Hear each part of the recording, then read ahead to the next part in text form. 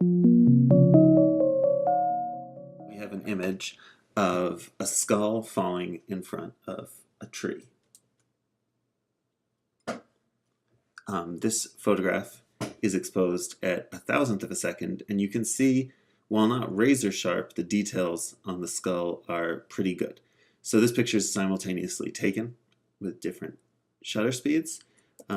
So here at a 60th of a second, flipping between them quickly, you can see that the details on the skull get a little bit blurrier, though it still seems more or less in the same place in the picture. So the motion blur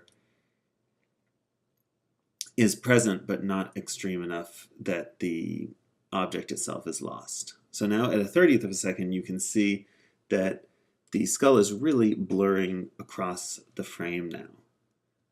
15th of a second, in addition to blurring, you can see that the subject is actually a little taller in that it takes a little more space in the frame. Here at an 1/8 of a second, we have an even more ghostly image. And at a full second, you can see the skull almost completely disappears. And the reason for that is that exposure works by halving and doubling the amount of light. And with the picture, for a full second exposure, the skull really isn't anywhere in the picture long enough to have a definite impact. You do see kind of a glow where it used to be, but because, you know, if it was in one place for half the exposure, you would have sort of a transparent skull, but because it's moving through the frame for a full second, if we were just to break the frame into 10 places, when of course the skull moves through more places than that, it's not really in any of those places long enough to influence the exposure. Light things moving in front of dark backgrounds will show because the darkness is not influencing the exposure as much as the light.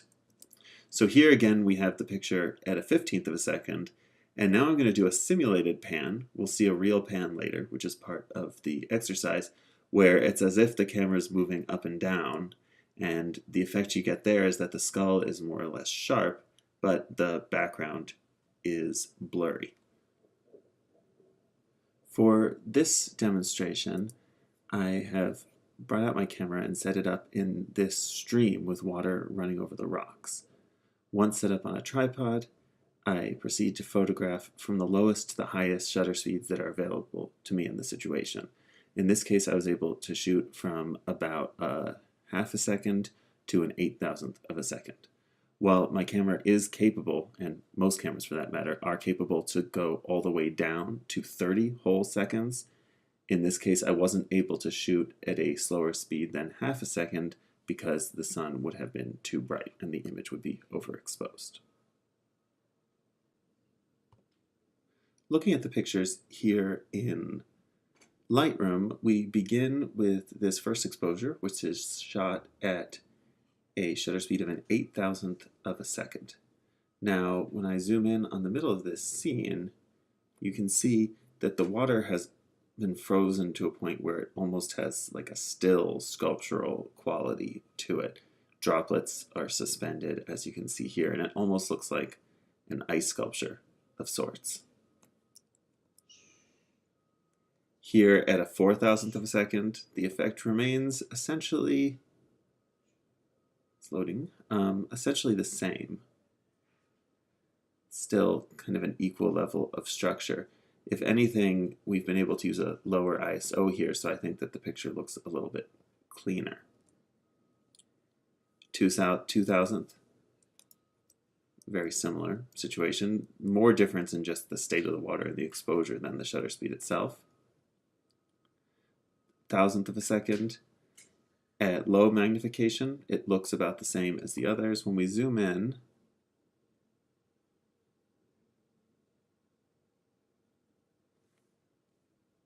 that structure to the water is not quite as crisp, but I think would still be acceptable if that was the only picture we had. Now we're in a 500th of a second, a 250th, a 125th. In these speeds in the 100th ranges, so you know, from a 500th of a second to a 125th of a second, I find that we kind of have the worst of both worlds.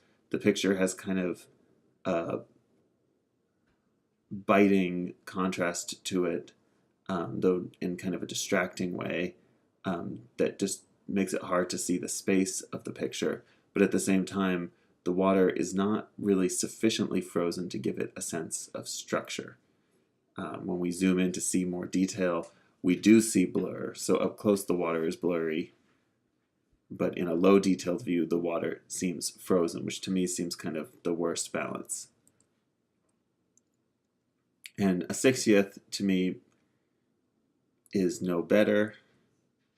The problem continues at a 30th. Perhaps this is even the one that's really the worst of both worlds, where we don't really have enough sharpness to be sharp, and we don't really have enough blur for it to be noticeably blurry. At a 15th of a second, however, I think that the blur actually starts to become the character of the picture, where the motion of the water becomes the subject rather than the structure of the water. And this effect, I think, only gets better as the shutter speed drops. Here we are at a quarter of a second, and then at a half a second. I was unable to go below that because the picture would have overexposed.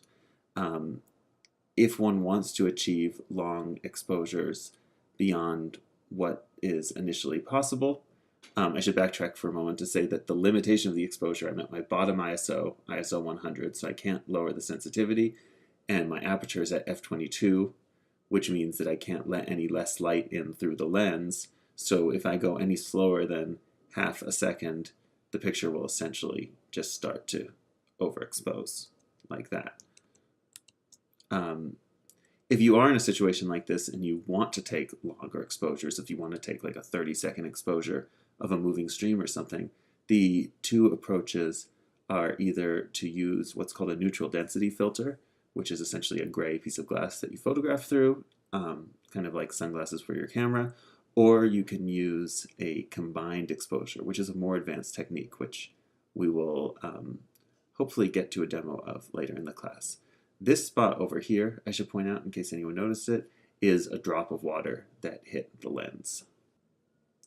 Really, the best way to understand shutter speed is to do it yourself and see the effects that occur. So I want you to find moving subjects.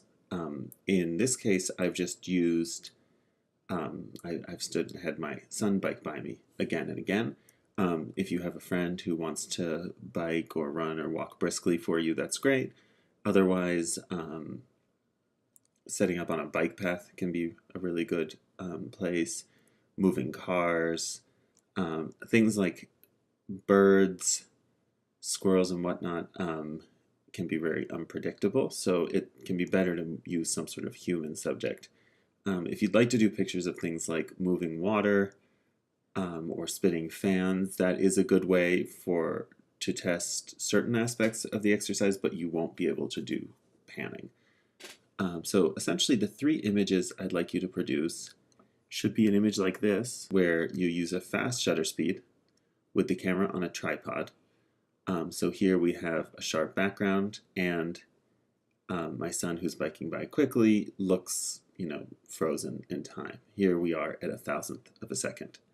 Then I'd like you, again with the camera still on a tripod, to photograph the same moving subject, or approximately the same moving subject. And by that I mean if there's, a different car driving by or whatever, that's fine.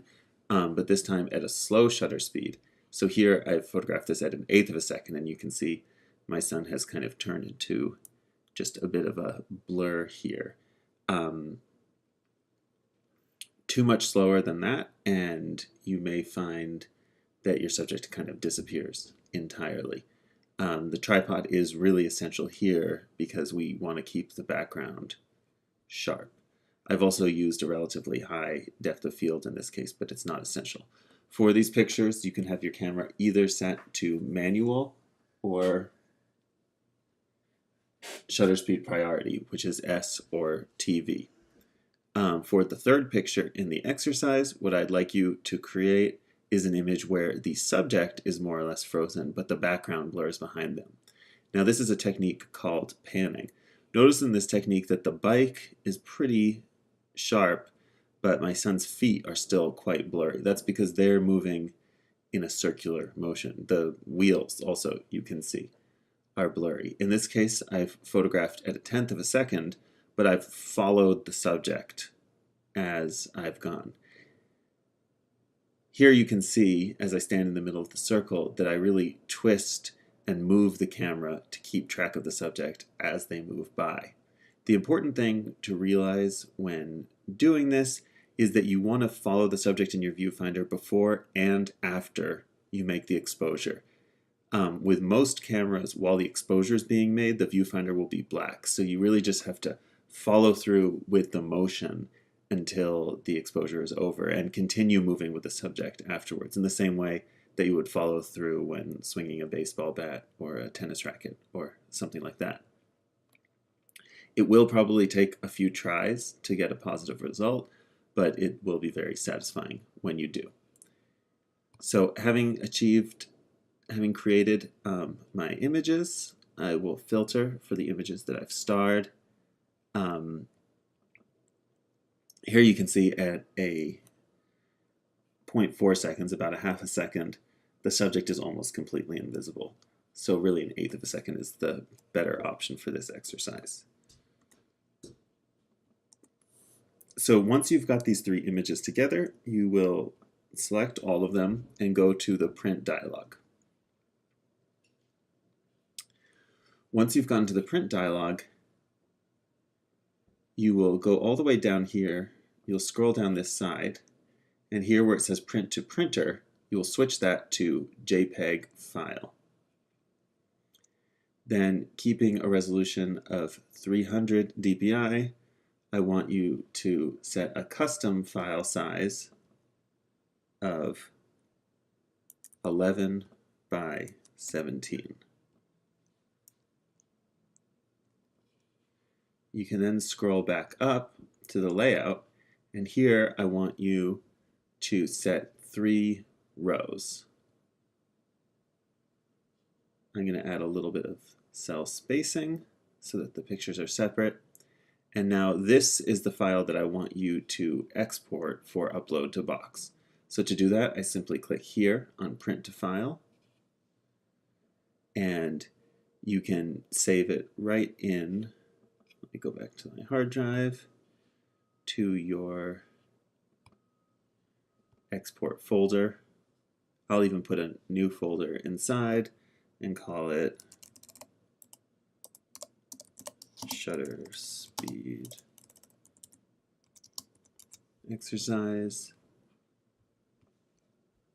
And I'll save it as exercise 3 and my name.